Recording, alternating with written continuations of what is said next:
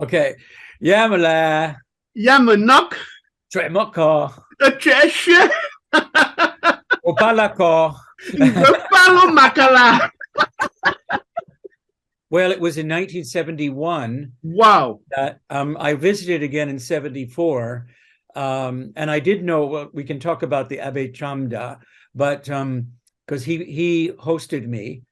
And but anyway, the what I was going to say was it's been a long time, but what I was trying to do was remember my speech that I gave. I used to know it by heart because, I got a diploma in Nuffi. They arranged for me to get a diploma, and there was even an article about me by a Jesuit priest. Jolie, what was his name? Jolivet? No, oh my God, Andre. Anyway, in the Presse du Cameroun, because he happened to be there from Yaoundé and participate and witnessed this incredible event, in Bafang, where we marched in the streets, and I had that suit on that that I see behind you, that they arranged for me to have, and they asked me to read a speech. Wow. And I immediately said, and John Kando was the guy who helped me, who I worked with the most when I was there. But anyway, so I said, well, why do you want me to read a speech? I'll give a speech. I'll just memorize it. I'll learn it, and I'll give it verbally without reading. And they said, no, we want you to read, because there'll be some vieille mamie in the audience who doesn't know how to read Nuffi, and she'll see that even this American this young American here, can read fe'efe'e, and you should too. So they wanted me to read, and after every sentence that I read, my heart is that was my first line. And I think that may be all I remember, and I don't know where I would have had it. I don't know if I would find it in my materials somewhere. I would love to have that. I would too. And I could even, I should be scanning all my notes, but I don't know. I wonder they're either in my office still, or they're home, or I've given them to the archive, because we have an archive where everything should be archived, but I don't think I gave them this stuff from Nglafi, from the grass fields, including Fe'fe. But in any case, after every line I said, there was just uncontrolled laughter, that they couldn't believe, because I can pronounce it correctly, and so including the glottal stops, I would tell si pour a bad dog la, and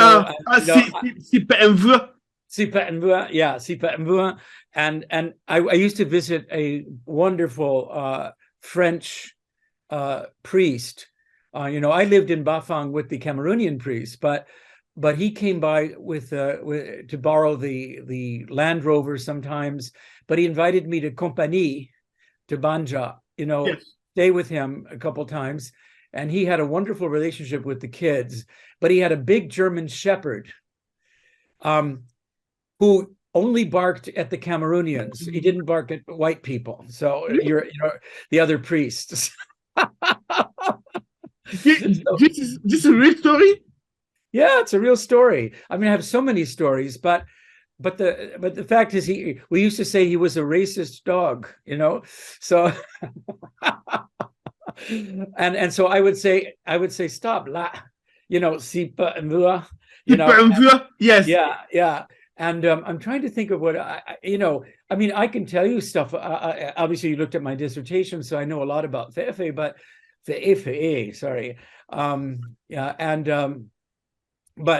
But I have really forgotten. I never really spoke it, fluently, but I used to do more greetings and say things here and there, because I was more interested in trying to figure out the grammar.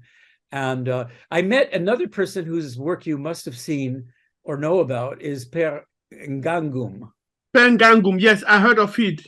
Yes, because you see, my plan had been to write a grammar of Fe'fe. That was my plan for my dissertation that I wanted to do, because I thought this language is really, well, the sounds in particular, but I said, this is a very hard language, okay? It wasn't like when I studied Hausa, which you can almost, it's like Italian, you can get into it really easily. But so this was one that had hard sounds and everything. And but just after I arrived there in January 1971, which was, I spent 6 months in Nigeria, and then I came over to Cameroon. What did I say? Yeah, that's right. January of 1971, which was another fun story. I was picked up at the airport by the Fe'fe community. And anyway, it was very, very nice. And just after I got there, Pangangum returned to Bafang from 19 years in a monastery in France, because he was a Benedictine priest. Yes. Oh, and and I learned a lot from this, because I'm not Catholic or even Christian by background. And so anyway, and he was a wonderful man. I mean, very soft-spoken.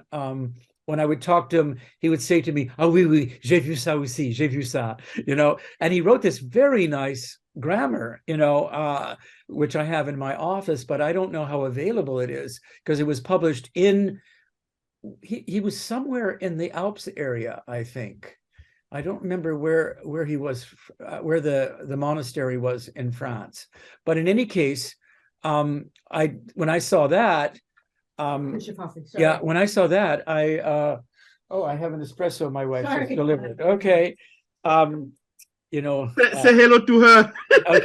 Okay. When I saw the grammar, I said, okay, I can't do that. And what really happened in my work was, because so much work had been done on fe'efe'e, also all that tradition in the history of Nufì, which started in the 1950s, by Abbé Chamda, who was from Bachingu, and Abbé, what was that, Chwem or something like that? He was from Baha. Trems.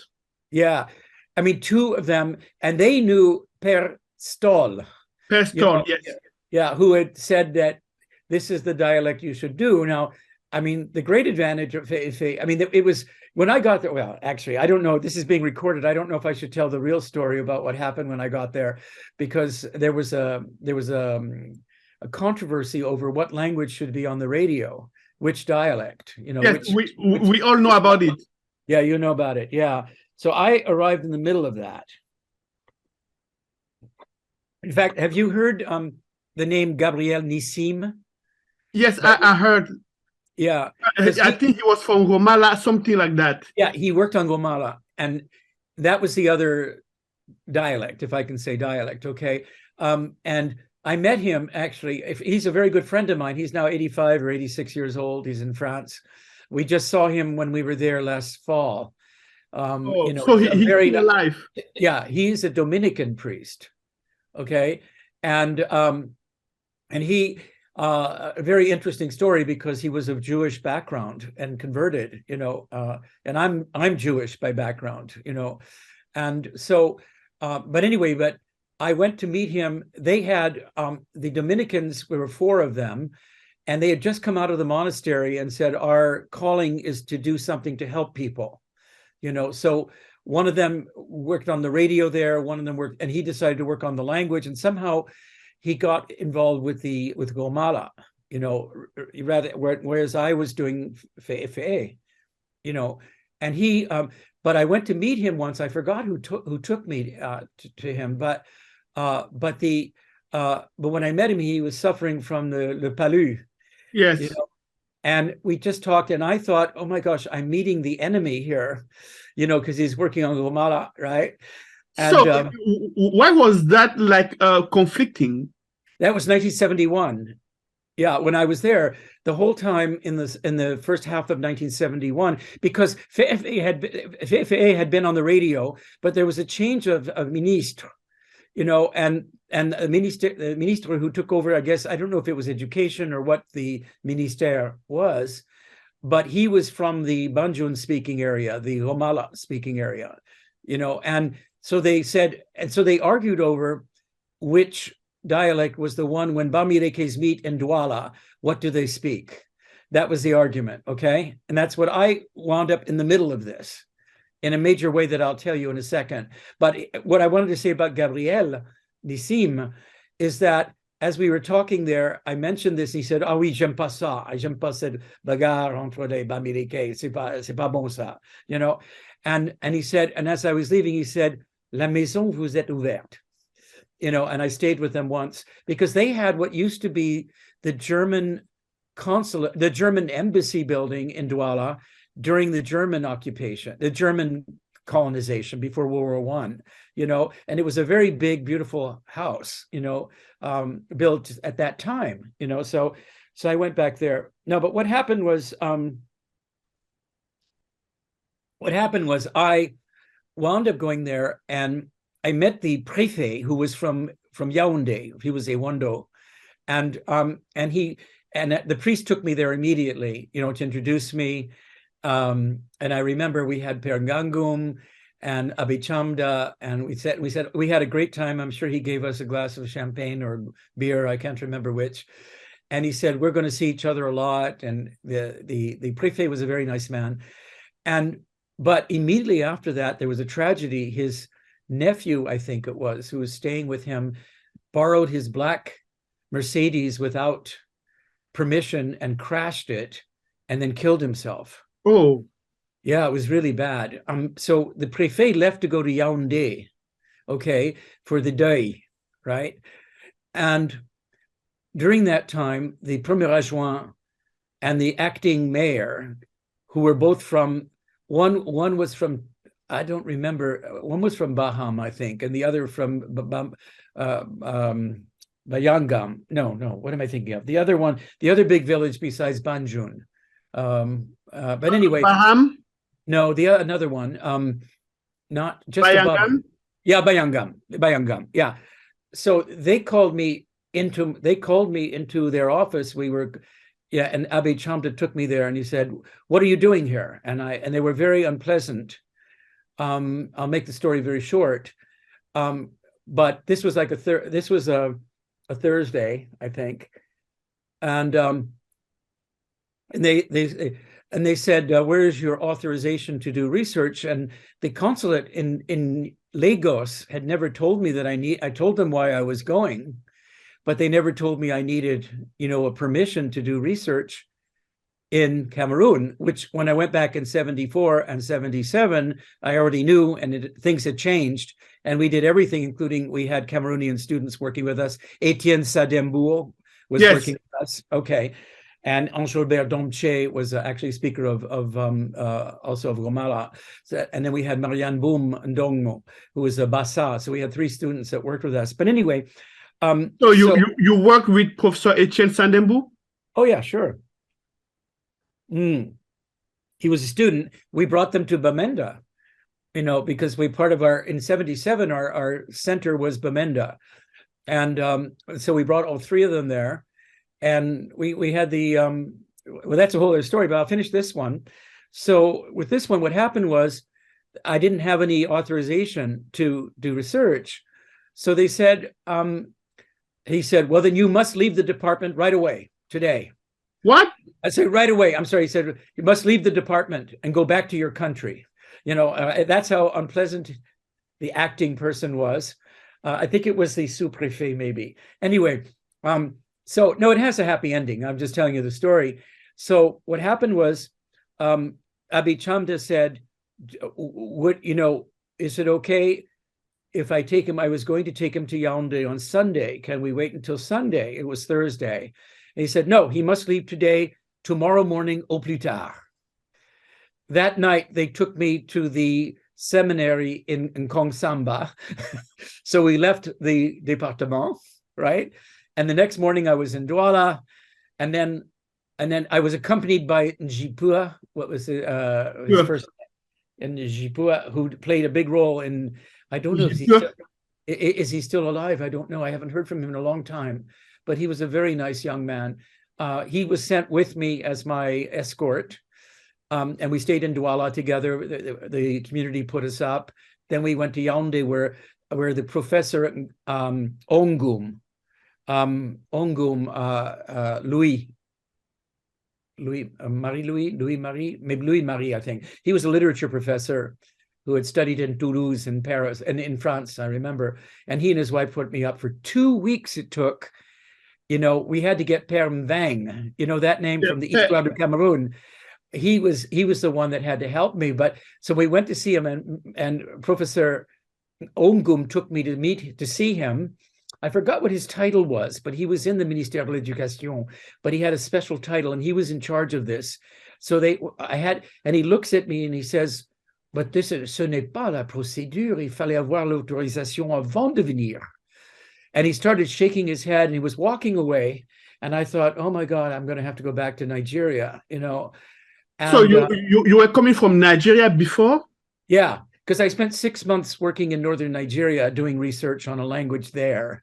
And then, because I thought that was going to be my dissertation, but it turned out I got sidetracked into writing a grammar of a language there called Gwari.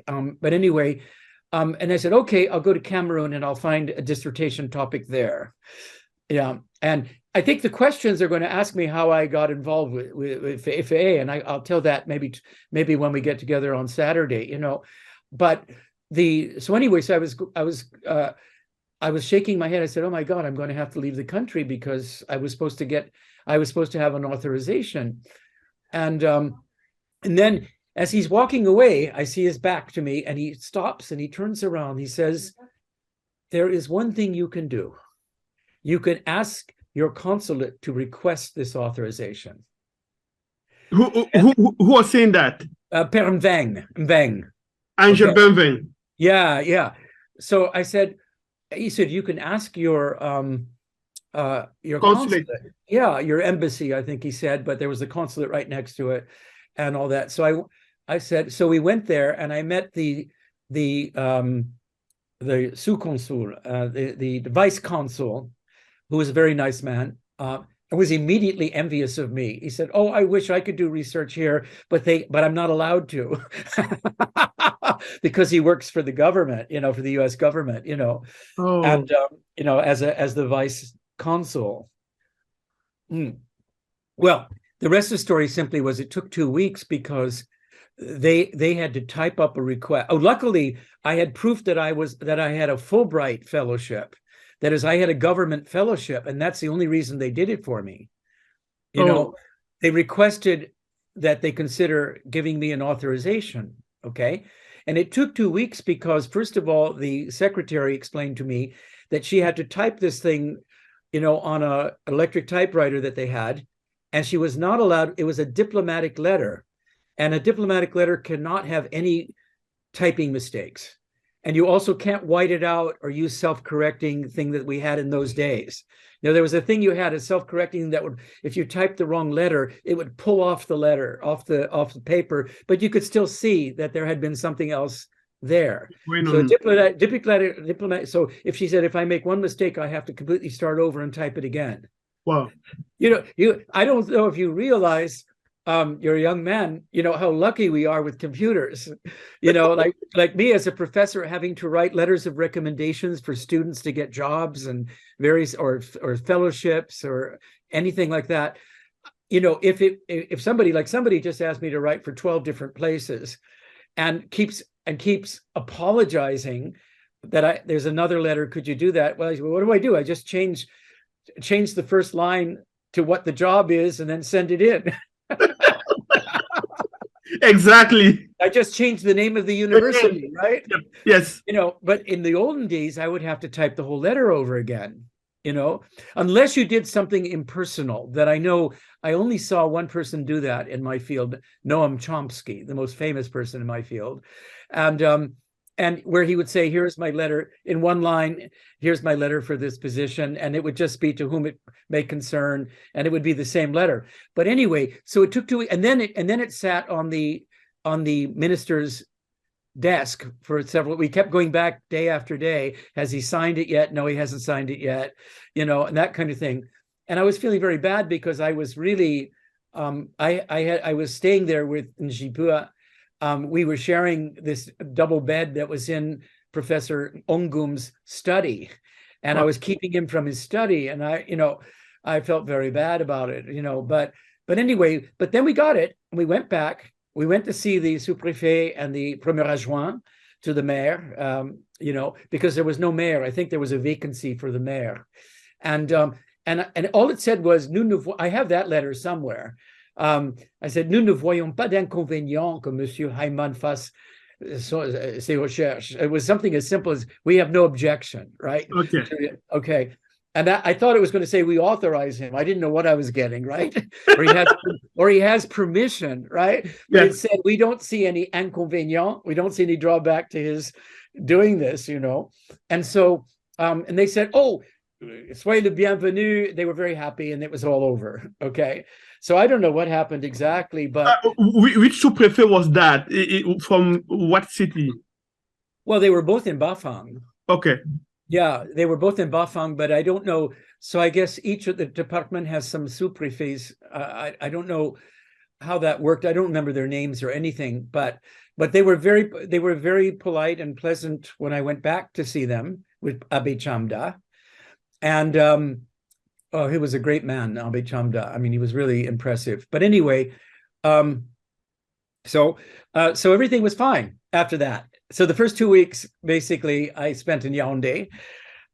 So I got to know Yaoundé, and they organized it, you know, on Sunday, where the whole group gets together. I couldn't believe it. It was enormous. We were the whole group. Which group? You like Sunday in Cameroon. I assume it's still the same. You know, when you're in a big city like Yaoundé or Douala, Sunday afternoon is where you have the, you know, like the people of Bafang will meet. Yes. The people from Chang. Réunion familiale, the meetings, you mean? Yeah, they'll have a meeting of all the people from the same area. Yes, in Diokom. Yeah, and so they organized something in a very big church, and it was incredibly big. You know, I mean, it was for me, and they introduced me, and they said, I'm here to do this and so forth, and anyway, that was the introduction, and then everything was really great. I mean, Abbé Chamda was, I had a room to myself there in the mission, and what else can I say? It was, you know, it was very funny because, oh, that's the other thing is, when I was in Yaoundé, I needed to get some CFA francs, but all I had was what do we call that? There was a kind of check that you should be able to cash in any bank. Yeah, an international money order kind of thing, or whatever it was called. My mother had sent it to me, okay? And it wasn't a huge amount of money or anything, and also I went to the bank that had a relationship with my bank, the Bank of America, I think it was at the time, okay?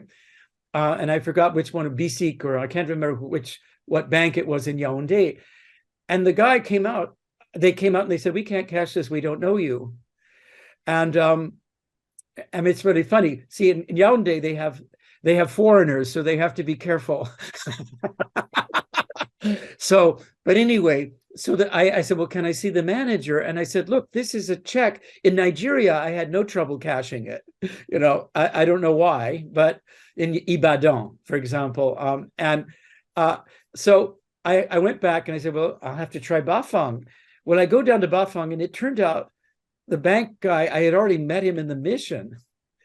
And he says, he'll take the check. He took the check from me. I walked down. Everybody was laughing at me because I walked very fast, you know, and they said, why am I walking so fast? You know, it was a long walk from the mission down to the business area, as I recall. It was something like 2 kilometers or something like that.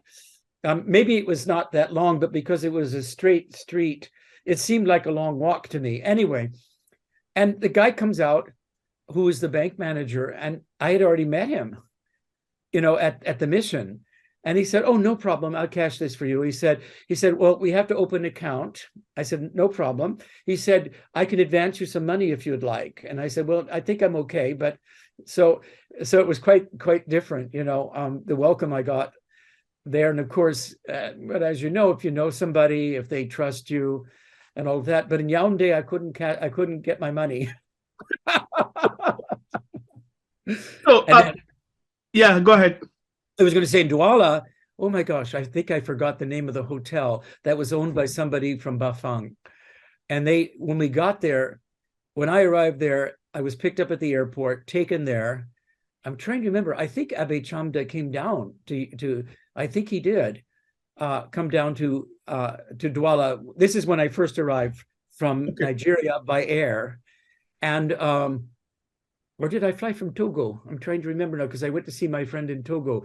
I think I flew from Togo to Douala, from Lomé.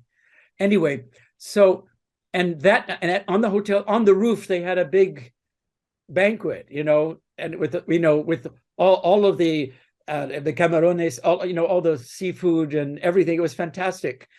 And then later, the time I went down for the authorization, a couple of weeks later, when we arrived in Yaoundé, I don't know, they arranged all this. There was a taxi driver who was from Bafang, and he said, I'll take care of you. Any problem you have, you just ask me, that kind of thing. So they were, so I was treated royally. I mean, kind of in Nigeria that was my first experience in Africa, and I could go into that, but it's not relevant for what you're concerned about, but only to say that that it was a quite different thing. When I went to buy my train ticket to go to the north, they saw me standing in line. In Nigeria or in Cameroon? In Nigeria. This is very different from Cameroon. And they immediately took me to the front of the line. I said, no, I'm going to wait in line. I don't go to the front of the line, And so, I because we had, so it was my first experience where Nigeria still had somewhat of a colonial feel to it. It was Cameroon seemed like a free country. So, and of course they had just come out of their civil war 6 months earlier, because I arrived in July 1970, and the war ended. The Biafran War ended in January 1970. So there were lots of stories. In fact, even I could tell you lots of Nigerian stories, but I'll stick with Cameroon. So anyway, so everything went well, and I did my research. I went back without finishing my dissertation. I had hoped to actually write it there, but I was hired to teach at USC. Even, in those days, universities were expanding and linguistics was expanding, and people like me were hired before they finished their Ph.D. Oh, so you didn't complete that? I did it. I completed it the first year I was teaching. Okay. And so that, and USC was in Los Angeles, my hometown, and I was getting my degree at UCLA, also in Los Angeles. So I used to teach until 3:30, and then go to UCLA afterwards, and park there. And my teacher would leave about 5 o'clock and give me her office with her electric typewriter, and I would stay working until midnight. So it was very, so I finished it that year. I also wrote some articles that year, the ones I sent you and things like that, I think, probably, or maybe, yeah. Anyway, so I was still doing the work, and George Chokokam was there still. So in fact, I remember, because I remember when I saw George Chokokam afterwards, because he's the one I started with to learn fe'efe'e. So how did that happen? I'll tell you, or if you want me to hold the story till tomorrow, I could do it. Again. Or I could tell it again. It doesn't matter, because if people want to ask the questions. But I greeted him in Pidgin English, which I had not been exposed to, but in the Bamileke area, I heard some Pidgin at the market and he said, "You speak Pidgin like a French priest." And I said, well, in fact, where was that? In Cameroon or here in the United States? Well, in the United States, when I went back to UCLA, I saw George Chokokam, who was a student in engineering, and I greeted him in Pidgin, and he said I sounded like a French priest. And I said, that's very funny, because I mostly heard it from Père Lepage in Compagnie, in Banja. And when we would go to the market, and I didn't hear that much Pidgin, but I could see but Pierre Lepage used pidgin when he wasn't using Breton. He was a Breton, and in fact, he had priest friends that came for. I remember they came to his mission, a very small mission in Banja, for a Sunday lunch. Several French priests, and there was another one. There was one from Alsace, and there was another. So they all spoke these other languages besides French, Alsatian, but there was another Breton, and they spoke together in Britain. And it's the first time I heard Breton, and I made them. I remember he didn't even have a stove. He had 2 burners. He had a Seb cocotte minute. Yes. A pressure. So I made a poulet à la basquez, I remember, for everybody. Wow. And I'll tell you, it was delicious because he had fresh herbs there growing. I remember he had celery, like little, very thin celery that I'd never seen before, when it's just a little young plant, like an Arab, You still remember all those things. What a good memory. Oh yeah, no, I have a very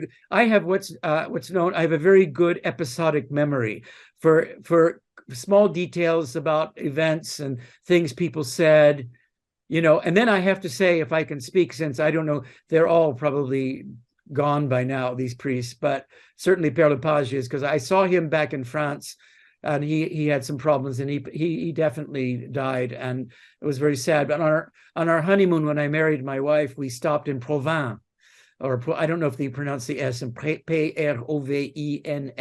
au sud de Paris. We stopped there to see him and had lunch, and he was very honored and very moved, that we did this, and he was not well, and I know he died. But anyway, the priest, the funniest thing about the priest is when they got together, because I didn't know anything about being even a priest, or didn't know very much about being Catholic or Christian, or because I was not raised with it. But when they got together that Sunday, they started, ils chantaient des chansons paillardes. They sang these off-color songs that they learned in the army. Oh. So it was very funny. It was very entertaining for me. They were very nice.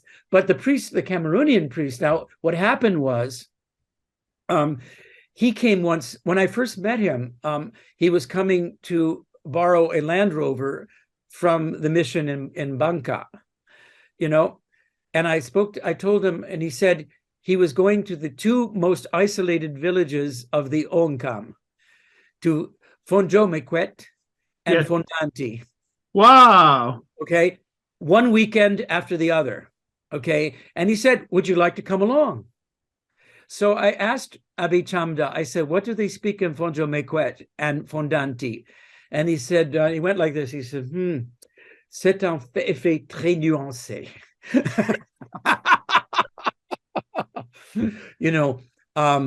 So anyway, I went there once, I think to Fonjo-Mekwet once, and Fondanti was a village of about 500 people.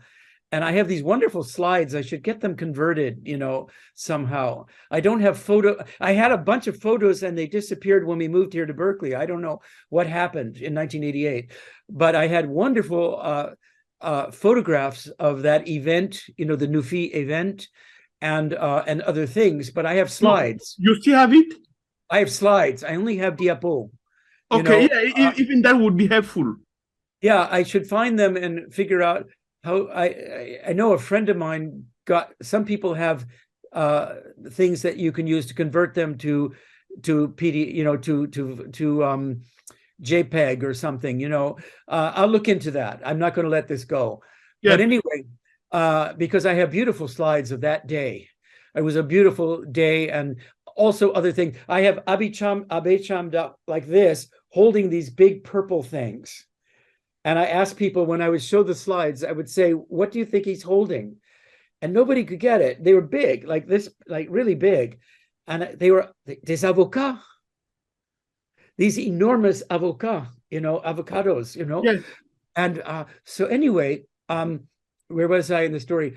So so what happened is I went to both villages one weekend after another. We spent the night, because it was a rocky road. It was really tough going, going 5 miles an hour, getting there. And And then while he did his catechisms and other things, I stayed outside in the back of the Land Rover with the other people of the village, and I got a word list. Oh, I said, Professor, excuse me, can I go pick my daughter and come back like in 10 minutes? Sure. Do you want me to stay here, or you want me to? No, you can do something else, but I will be back like in 10 minutes. I want to. I'll wait. Thank you. Thank you very much. Ngopeno, thank you. Ombo. Oh.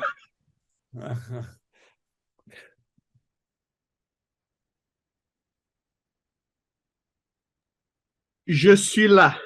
Okay, très bien. So, where were we, I wonder? We were in Bafin and we were talking about. Oh, yes. I was talking about Fonjomequet. Fonjomequet. Yes, and then Fondanti, I went to both. And in both cases, what happened was that I would sit outside. I didn't go inside the little, in fact, I can't even say it was a church. It was more like somebody's house. And that's where he did, he met with, with people. And I stayed outside, and I had brought my notebooks, and I said, well, let me just get a little word list and see how they say things here. So I would ask them, how do you say this? How do you say that?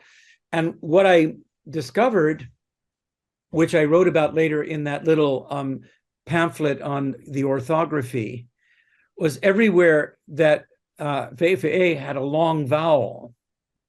So where you had, for example, mba, yes, they would say mbap. Exactly.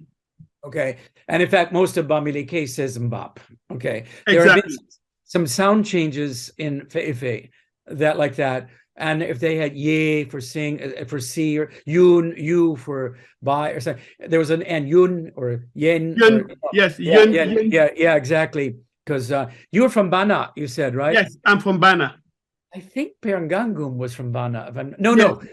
Was he, or was it Père Pierre? It's incredible. For some of them, I didn't even get the last names because I called him Père Pierre. So anyway. Yeah. He had a place right next to the mission where he invited me to use the hot shower. I was going outside and freezing in the water coming out. It was because they had outdoor showers, in the mission. But anyway, and I was surprised when I said that, but not very often. I didn't go that often to bother him or anything. But he was very nice, and so what I discovered were these sound changes, and of course the interesting thing is if you take a word like mba and you add my. Now normally, normally the preposition for my would just be like, yes, but it was mba. There's exactly. a B comes yes. back. It comes back, and that's very much like liaison in French. Exactly. And so I got all that stuff. And from that point on, when I went back to the mission, anytime any priest came to the mission, because we often had dinner with other people that were passing through, like I remember one of them, what was his name? The one who was from Bamenju. Wait, is that? Yeah. So anyway, I would say, do you have just like 10 minutes so I can get a short word list, and then, and all of that. So that's what I did in 1971. I got enough information to discover, the different sound changes and what, that had happened. And then when I went back in 1974, that time I stayed part of the time in Bafang, because what I decided to do was to go into 30 villages, to get data from 30 different villages. Okay. Yeah. And so that time in 1974, I stayed part of the time in Bafang. I had a student already that, or was about to become my student actually, but I had already met. He came out to see me, Maurice Tadadjeu. Yes. Wow. He passed away. I know. Tindatnjua. That was his name, Tindatnjua. And Wow. anyway, no, and he and Catherine, I knew as well. No, I got him into USC. I brought him to be a graduate student, okay, and get his PhD at USC in Los Angeles.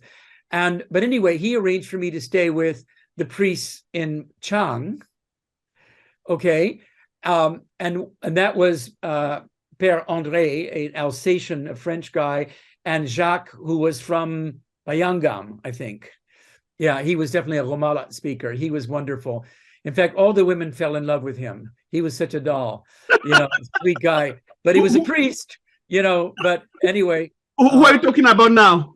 Père Jacques, I don't remember his last name. I would have to check, I could check my, check I wrote an article with Maurice about, I should send you that one. Well, these are all available online, but we wrote together an article on the tone systems in the Bamileke area, what happened historically, so we have the word for and I have to tell you about there's a Northern California Bamileke Association. I don't know if you're in touch with Guy. Yeah, he's from he is from Nzạ area. What was the name? Bantou. Okay. Yeah, so we worked with him here in Berkeley, actually, much later. And he was a great guy. I haven't heard from him in a little while, but they live in the area. But they had a 10th anniversary of the Bamileke, Northern California Bamileke Association, and I was asked to come and make a little speech. So I presented them. Well, I wrote a speech. Maybe I can find that and send it to you. And in it, I put the way that I said, the way that the word for tooth, set, sure, is pronounced in 20 different villages or something. So, song. And again, they were just laughing about that because I had done this survey, of going in there. I was interested mostly in the tone systems, because they are very interesting.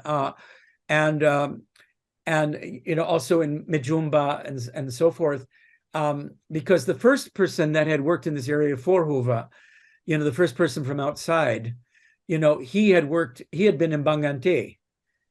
Who's that? Jan Forhova, the Dutchman. I think you mentioned his name. Vorhove, Forhova. I don't know him.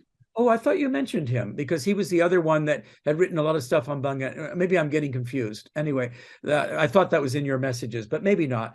But he was at a Protestant mission and worked on the tones in Mijumba for 9 years before he cracked it. It was very difficult. Okay, so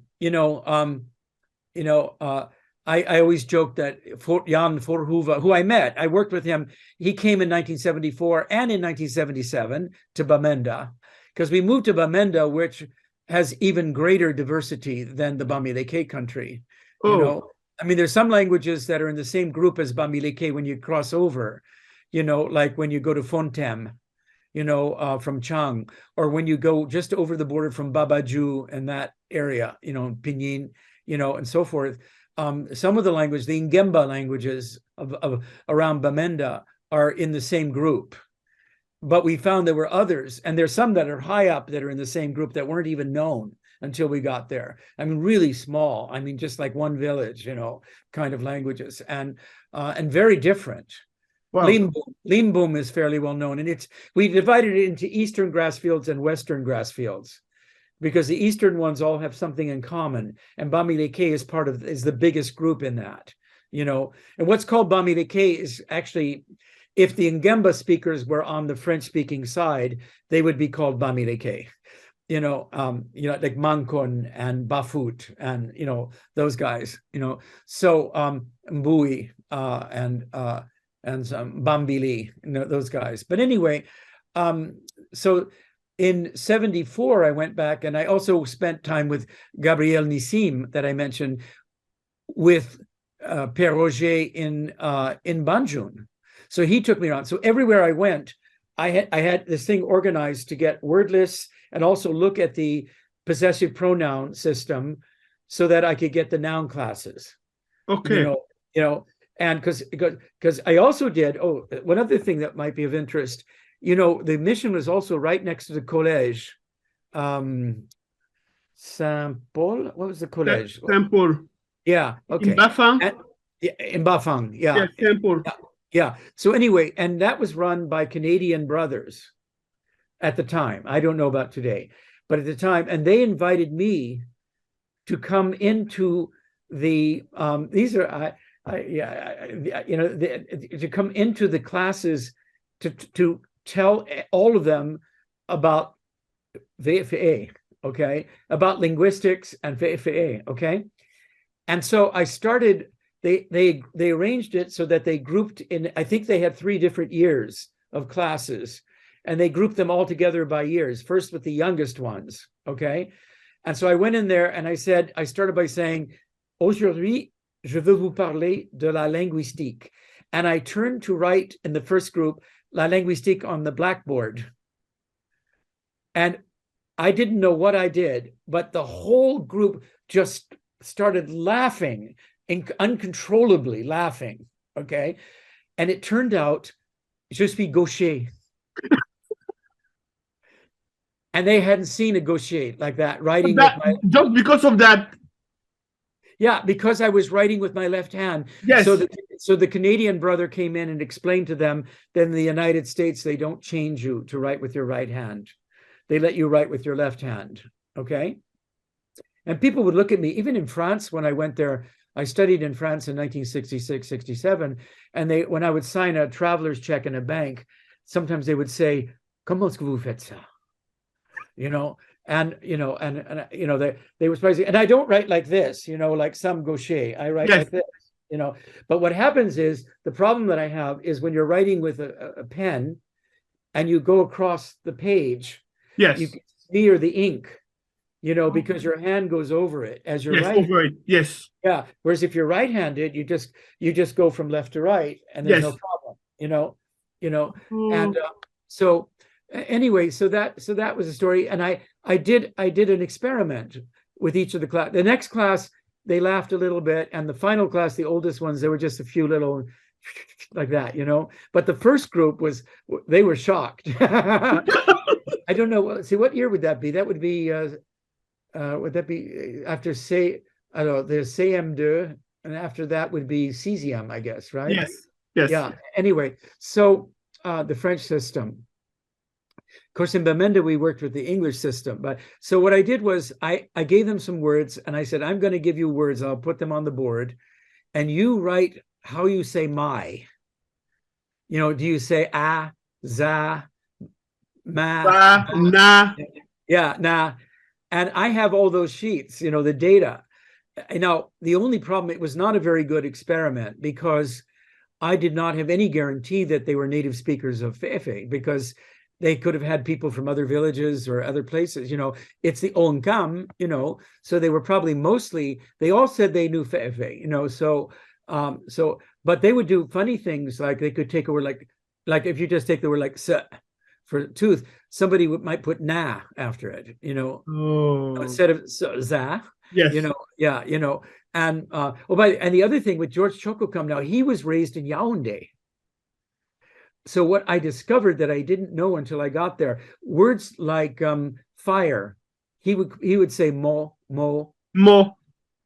Now, I learned in Yaoundé, actually, it's mo. Yes, with H. Yes. Okay. Because, when people learn the language in the big cities, they don't necessarily learn it perfectly. But George really knew it. He knew it. He was good. But he didn't pronounce the H's. Okay. And I learned, oh my God, what was his name? The consultant, the person that Abbé Stoll had worked with in the 1950s, was still alive. And I met with him in Yaoundé. I forgot his name. I hope it's in my dissertation that I tried to thank everybody, but we could check that. But he was fantastic. He really knew Fe'fe, and he knew how to write it. He knew everything. I mean, Abbé Stoll and he had really worked it out together, Oh, Abbé Stoll knew Fe'fe. He worked on Fe'fe, sure. Oh. In his book, he has 4 languages, right? He has Fe'fe, is it Douala? Yes. And also Ewondo. Maybe it's 3 languages. I don't remember, but I don't know if he had Bassa. Maybe is another one. But the Bamileke he has in it is Fe'fe. Wow. And what script did they use that time? Well, he wrote it basically. I don't know if that's where Nuffi got it from, but I think it was basically written in that way. I mean, Okay. it was, yeah, obviously the tones were not written, of course. Okay. You are fantastic with tones, by the way. That's amazing. Thank you. Thank you. Yeah. Some people, I've worked with a lot of people, including linguists, like people who have from Africa who have PhDs in linguistics. Some can write the tones and some, have a problem, because different people are better at different things. Like the person I worked with, from from Nigeria, who in Berkeley, she never got the tones, but she was fantastic with semantic distinctions, like what is the difference between saying it this way or saying it that way, the real nuances. She was great at that. And then other people could be really incredible with the sounds. And you say, well, what's the difference between those 2 sentences that we translate the same way? Oh, I don't, they're the same. So people are different. The same thing in English or French, it would be the same. I had my best friend in France. He was really good with the tones, but if I would ask, if I would ask him in French, can you say this? Can you say that? He would have to hesitate. He wasn't very good at answering. He was a phonetician, so he wasn't that great at answering semantic questions. Or, I could say, like, I worked a bit on the faire construction in French one time. I didn't really work on French, but, like faire travailler quelqu'un, or, faire, venir quelqu'un, and I would say, would you, j'ai fait manger le gâteau par Jean or à Jean? Oh. That very, sometimes you say ah, sometimes you say par. Yes. And it's different because you faire voir quelque chose à quelqu'un, but you would faire, manger quelque chose par quelqu'un, or something. Anyway, so it had to do with whether they were an experiencer, or whether, like when you see, it's like a sense, okay, that kind of thing. Anyway, it was complicated. So anyway, so when I went back in 74, somebody sent me to the mission also in Bambutos, in Bukda. Yeah. And they were nice to me. I said, I want to get the dialects. By the way, you pronounce that glottal very well. Yeah. Well, that's yeah. I mean, I'm good at that, I have to say, and the tones, of course. And so that's why they were laughing at me in Bafang, because they couldn't believe that a white person in this case, but let's say somebody who's not from there, could pronounce the thing so accurately. Yeah. And this pair, I have to think of his name. I'm trying to think if I don't think I ever found that. I tried to Google and see if I could find, because that was in the package with the photographs that got lost, that newspaper clipping from La Presse. Do I have anything from on here? No, I don't think I ever found it. Communiqué de presse. No, presse. No. Okay, no, I don't have it. So, but anyway, he wrote this poetic description of the event that was beautiful, and it ended with how he admired this young American man who was here, and if only I was younger or something. He made it very romantic, to be there and to learn this other language, to be accepted by and treated, have a relationship with the community and all that. It was beautiful. It was so perfect. And because he used to write a newspaper, his own article for the La Presse du Cameroun, and it was really beautiful. And the chief was there with his wives, and I think it was his youngest one. She was very nice, very beautiful, I have to say. That also said a few words, I think. But I have all these pictures of me that were taken with them, and he did. Oh, he did the dance. The Nzam, he did a dance that later the Abbe Chamda said this was inappropriate. No, I think it was Père Pierre who said it. He said this was not appropriate for this event. You know, he should not have done that, but he did. But he went there and did a dance as well afterwards, and it was an incredible. I can find this. I'll find the slides and figure out what we can do to convert them. You know, Yeah. which I should do. I can help. Yeah, and because there, and in fact, I have a lot of slides from Cameroon at the time. What else can I tell you from that time? Anyway, it was an incredible experience. They made me Nzà, of course, and as you know, and then that was part of the ceremony, and I think I also lost my certificate because I had a big photographic envelope that had a big photo of me with Abbe Chamda and the chief and all that, and had other photos. It had the newspaper. It had also the certificate, you know, from Nuffi, and all that, and that package somehow got lost, and I don't know what happened to it. I still keep thinking maybe it'll turn up here someday, but I tore apart every place I could think of. I do have. They gave me a mask that I have. Also, they gave me several gifts, and of course, I have the suit. You know that is, I think, the same cloth all around the grass fields. Yes. Because I have a colleague from Babanki, that is from the English side, who now has a position in Paris. And he came out and spent 8 months with us. He got a Fulbright. And at the farewell where he came, Guy also, I forgot his last name, Guy. Let me see, I'll find that.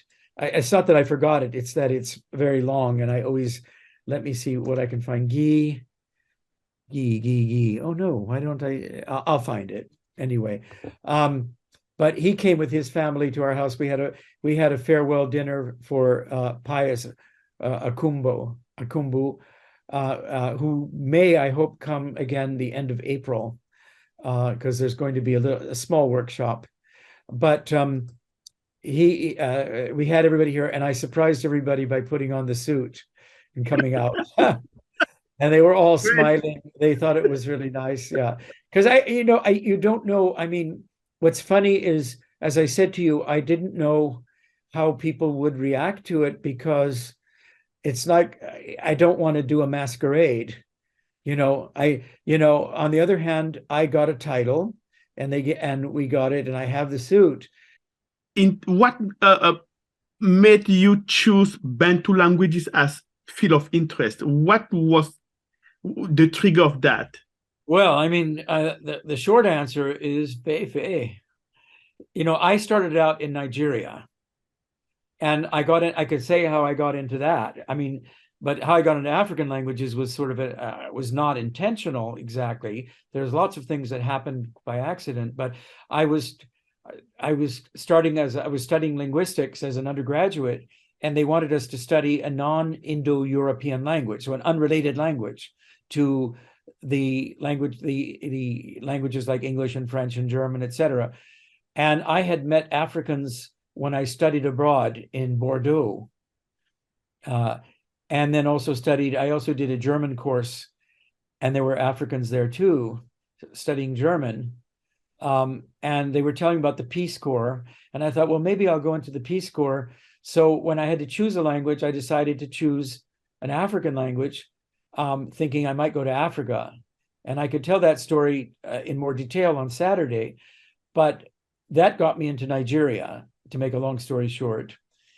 And then one day I'm sitting out we're having coffee with some other students at UCLA, and this guy walks by, and one of my classmates says, "Hi, George," right? And he was clearly African. And I said, "Where's he from?" Because now I was interested in all African languages, right? He's from Cameroon. I said, "Well, what does he speak?" I said, "I don't know." And "George, what do you speak?" And he says, "Fe'fe." And I said, "Oh, is that Bantu?" Because he's from Cameroon. I thought it must be Bantu, He says, no, semi-Bantu.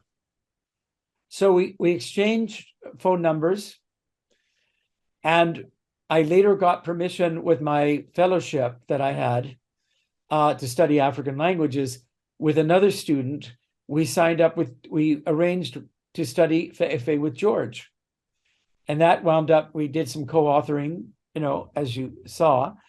And as I tell people, once you cross the border into Cameroon, when you're in Nigeria, linguistically speaking, you're looking west. When you're doing Yoruba or Igbo or those languages, they're related to languages. They're all related, but those languages are more related looking further west. They look like them a bit, going into Benin and Togo and Ghana and Ivory Coast, that kind of thing. So, but when you cross the border into Cameroon, you're looking east. And you're wondering, because the grassfields area is the homeland of the Bantus. And that's where they started, and they moved east and south. The Great Bantu expansion is a phenomenon, that this huge area of Africa is Bantu. And they all started out in Cameroon, and the Great Bantu migration. And so, and anthropologists and archaeologists and historians and linguists are all interested in that. They're all trying to figure out, how did they do it? Where did they start? Which ways did they go? How many migrations were there? All that kind of stuff. Okay. I don't get so involved in that, except linguistically, I'm interested. So after that, I realized, I found out about noun classes from Fe'fe, even though there's fewer of them left, because Fe'fe is very evolved, as we were talking about the sound changes. What do you mean by evolved? It has undergone a lot of changes from the original language. The Bantu languages, when you go over and look at languages, well, even languages like Douala, but especially when you go to the east, like Swahili and Luganda and Zulu, and those languages they're much more conservative. They maintain more of the original, what we call Proto-Bantu, the original Bantu, okay? The languages of Cameroon have changed a lot, okay, from what they were originally. Like if you go to to Bassa, tooth is lisong, and so they've got the li prefix, and some of the other languages, le Yemba. Yeah. For example, Chang has Yemba Chang. Yes. Yeah, le song. Le song. Yeah, Yemba. Right. Exactly. And the same thing for feather. Le dong. They've got the le prefix. Okay. Still, and that's class 5. That's a li prefix. Way over, I can tell you, way over in the East Africa, you can get words that I'm trying to think. No, tooth is not a good one that works, but you'll have a li prefix in a lot of them. The same prefix. Wow. And navel, le tong. It's the same thing. Yeah, same thing. No, when Maurice Tada just showed me his tones, he has 4 different words: le tong, le tong, le tong, le tong. Just like I always say, bua, bua, bua, bua, when I want to show the 4 tones of fe'efe'e. Yeah. Wow. So anyway, so that's how I got into it, and then once I saw that, I as I told you, I said I wanted to write a grammar of fe'efe'e. And then Pengangum, I don't know the tones on his name. Gangum, I don't know. Gangum. Gangum, okay. And so anyway, he had already done this very nice book, and was quite good as a linguist.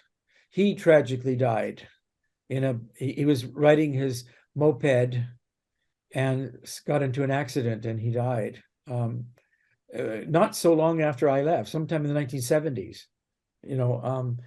That was a real loss, and he was such a nice man, really. Wow. So that's my story. Well, I mean, this is a complicated story. I wanted to say something on the grounds. If I were to compare my experience in Cameroon with my experience in Nigeria, and I think you'll be happy with this. In Cameroon, when someone would find out I was doing fe'efe'e, I would often get, well, why don't you do my language? You know, Chang, Romala, you know, Mijumba, whatever it was. Okay. In Cameroon, in Nigeria, if I would say I'm working on this language in northern Nigeria, and he said, why are you working on my language?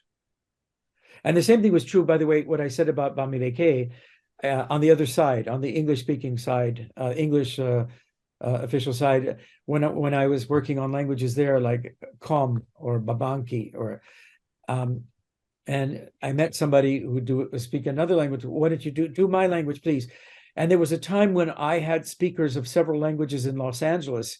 I had like a workshop. Every student was assigned to a language, you know, and it was you know, it was like a factory, and we were studying all these languages.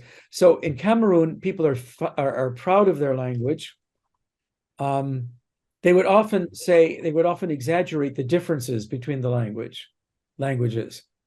You know, so for example, I have to tell you about one experience with a boy from Fondanti. Now, it turns out, I can't remember if it was Fondanti or Fonjomekwet, but it turns out that there were very bad feelings between these two villages.